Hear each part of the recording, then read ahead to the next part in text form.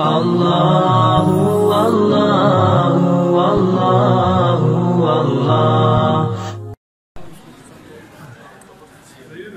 يا فضيلة الإمام في أي سنة؟ بسم الله الرحمن الرحيم. الحمد لله رب العالمين، والصلاة والسلام على أشرف المرسلين. اللهم اهدنا إلى الحق وإلى طريق المستقيم.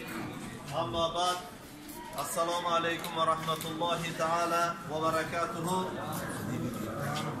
أهلا وسهلا أيها الضيوف الكرام إلى بلدنا، بلد أوزبكستان، بلد العلماء والسمرقند، وإلى قرية هذه الذي يسمى حرتنج،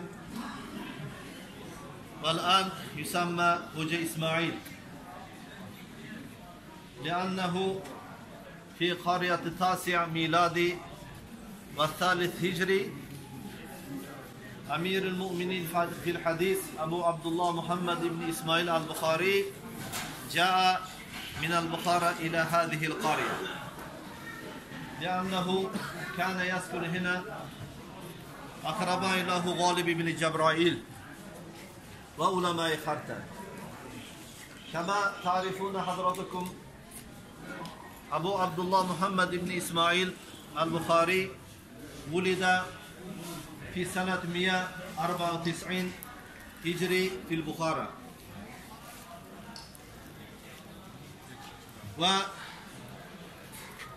وتعلم هناك أولا من أبيه، وبعد ذلك من علماء بخارى. وفي سنه 16 مع أخيه أحمد وأمه خرجوا إلى السفر لزيارة الكعبة والحج، وبعد إتمام الحج أخيه أحمد وأمه هم رجعوا إلى وطن، وأبو عبد الله محمد بن إسماعيل البخاري بقي هناك لتعلم. وكذلك هو سافر أكثر من 40 سنوات، وعاش في بلاد المسلمين، جمع أحاديث وتعلم،